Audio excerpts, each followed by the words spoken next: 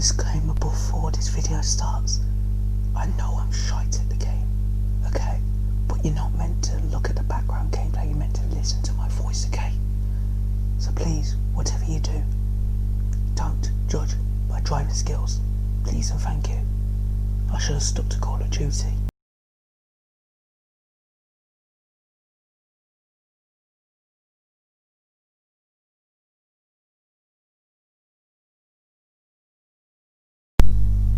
I think it's safe to say that Mugello definitely produced a better race than I think most people would.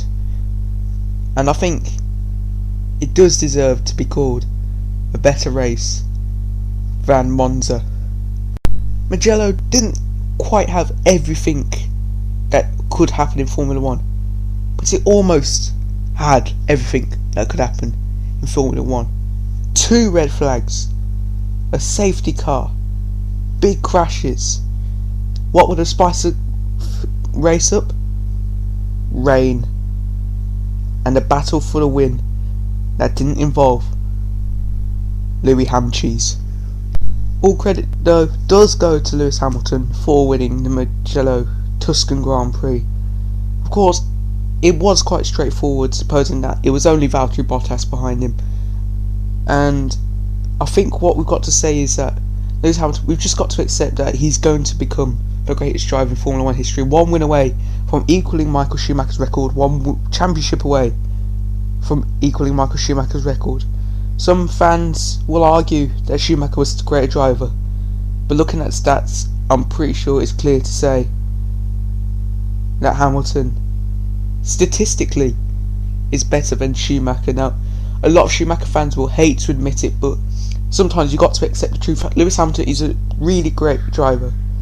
Won his first championship in 2008. 12 years later, he's still performing at the highest level, which to me is amazing, because if you look at Sebastian Vettel, he started in 2008, the same year, 2007, sorry, the same year that Lewis Hamilton did. 12 years later, on from 2008, with Sebastian Vettel, he's fighting in the midfield. He's very rarely scoring points, which is a shame to see, especially as this race was Ferrari's 1000th race. Charles Leclerc for this race qualified 5th and only managed to scrape away with an 8th or 9th place finish. But mentioning this, I think we've got to start on the race run now. So Lewis Hamilton won from Valtteri Bottas. Alex Albon, British-born Thai driver, he came home in third, got his first podium since being promoted to Red Bull. It's his first podium in his whole career. I believe it was Daniel Ricciardo who came fourth. He was voted driver of the day. Solid drive from Sergio Perez coming home in P5, or Lando Norris, sorry. I may have been Lando Norris. Again, a very solid drive from him. First lap was chaos. We got down to turn 3. Max Verstappen got caught up in it, had a loss of power, didn't seem to really be getting anywhere, and was taken out on the first lap.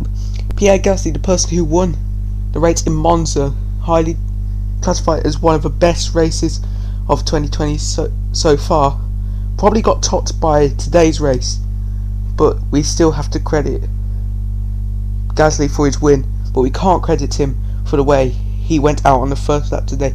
Barely even got 30 seconds of racing and he was already in the wall. Romain Grosjean also went spinning off. He managed to recover the car though, still didn't get any points despite there only being 12 drivers remaining in the race. Carlos Sainz spun at the start. We'll move on to what happened to Sainz after. Sebastian Vettel also hit Sainz, lost his front wing, had to pit, and that pretty much rounds up lap 1. Now, the safety car was out for 9 laps, and let's just say, when the safety car came in, things got a little bit saucy, only a little bit, a tinge of sauce. I'm joking. Things went from, this is looking like a decent race, into, yeah, this is a pretty decent race. So, Valtteri Bottas invested in some shenanigans, I would like to call it, during the safety car restart. He thought it'd be funny to tail end the safety car until the final corner, then slow everyone down to a point where they were literally crawling along. Lewis Hamilton was pulling up alongside him, waiting for him to go. HUD on the left hand side of the screen was literally saying green flag, we were ready to go, but Valtteri Bottas still refused to go. It caused a massive chain reaction. Carlos Sainz moved a bit too fast and collided with Kevin Magnussen, who was also going quite too fast, who crashed into Latifi. Giovinazzi, all four wheels went off the surface. He was literally flying.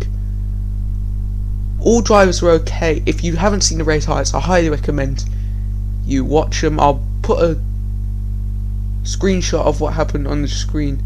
It was a massive accident, brought out the red flag, did shake up the midfield a little bit. We were left with 13 runners in the race, and really it was just something we needed that could really let us calm down after what we've just witnessed. So at this point in the race, the people who were out were Pierre Gasly, Max Verstappen, Antonio Giovinazzi, Nicholas Latifi, Carlos Sainz. We also had Kevin Magnussen out. And really, 13 runners left was not a lot. Like, if you think about Formula 1, you only really see 2 people out at maybe one specific time, but it's not something you'd ever really see, because Monza, despite it having a shook up pack, it didn't have a lot of retirements. It was sort of, the order was shook up and it gave races. Hamilton had to fight back through. But this race, it wasn't sort of one of the top runners having to fight back through. It was sort of, okay, nearly half the field has now gone. Let's see what the rest of you can do. George Russell, the Williams driver, never scored a point at Formula 1. He was running in 9th place. Esteban Ocon had to retire before the standing start after the red flag because he had somehow cooked his brakes up a bit too much. George Russell did point that out during the safety car stint before this red flag came out, and the grid wasn't really shook up. It was sort of, if you took out the last 7 cars, you'd sort of have the first 13 cars that started the race. So it was Hamilton, Bottas, Leclerc, the front 3. So it wasn't really anything out of the ordinary, but at the same time, it did prove that we could get some racing for the win. It was exciting for fans just watching it, because we thought maybe Mercedes were going to actually get challenged for a win, or maybe there would be a race for the win where Hamilton wouldn't just cruise off into the distance. Obviously, now we look at it, it just was Hamilton cruising off into the distance. So, not a lot happened. It was mainly a battle for third. Charles Leclerc was struggling with his powertrain and was just dropping back. Eventually had to make a pit stop. He dropped down to the back of the field, fought his way back up to 9th place. George Russell didn't get the greatest restart. He went from 9th to 10th, I believe. He was just cruising around. Sebastian Vettel stuck near the back. He was racing George Russell. He was struggling to catch up with Russell at one point, which was really a shocking event. And it was sort of like this until lap 47. Now lap 47 proved that maybe Formula 1 could get something different, because Lance Stroll, he had a left rear puncture that sent him spinning off into the gravel trap, brought out the safety car, which turned into a red flag because there was a lot of debris. The tyre barrier had to be repaired. So now we thought, with Daniel Ricciardo being in P3, we thought, no way will Ricciardo win this race in the banana car Renault. And it really could have gone anywhere from here. So the restart, all of us were thinking, yes, come on, this could be it. This could be where we realise that Italian tracks are the greatest in Formula 1. Which, to be fair, they have, the last 2 races being at Italian tracks have proved that racing in Italy can be fantastic sometimes. Then we got to the restart, standing start, and we all thought, oh no, Ricciardo's actually going to win this. He literally blitzed past Bottas on the restart. Then Bottas overtook him again, and the Mercedes drove off like nothing had happened. So it was again a battle for third. Alex Albon was chasing down Daniel Ricciardo, made a great move around the outside just to claim third place, and Alex Albon would eventually go on to take that place. However, it was not all said and done, because behind, George Russell had a poor start, dropped down to the back. Grosjean got up to 10th, thought he was going to get some points, found out he wasn't going to get some points and just fell off again. So this really proved to all of us that sometimes you get a good race, but sometimes you don't. You get the good race without the results you want. Sure, it had crashes, red flags, but it also had the same two up front, just Hamilton and Bottas.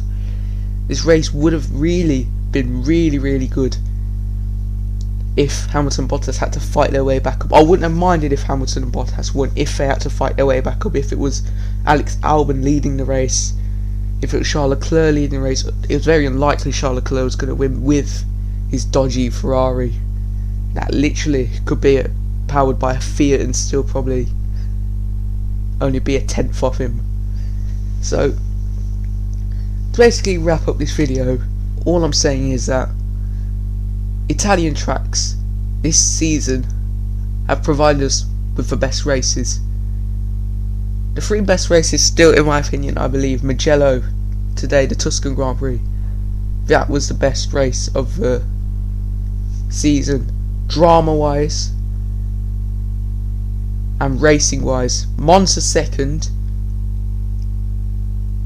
because of the difference, not racing wise. The racing wasn't greatest. It wasn't really race. It was sort of Pierre Gasly, Carlos Sainz just cruising around at the front, Carlos trying to catch up. Third place, I'd probably still have to go with Austria, the Austrian Grand Prix, the first race. Quite a dramatic race. But if all Italian tracks are like this, then we are in for a hell of a race at Imola. Imola will be a great race if it's like this. And my final question is, can we have Mugello every year? Because Mugello, despite it being a MotoGP track, is still brilliant for Formula 1. So let me know your thoughts in the comments below. That'll be it from me today, and I'll see you whenever I post next. With my dodgy schedule, I probably won't post until next year. Right, take care all of you, and I'll see you in the next one. Peace out.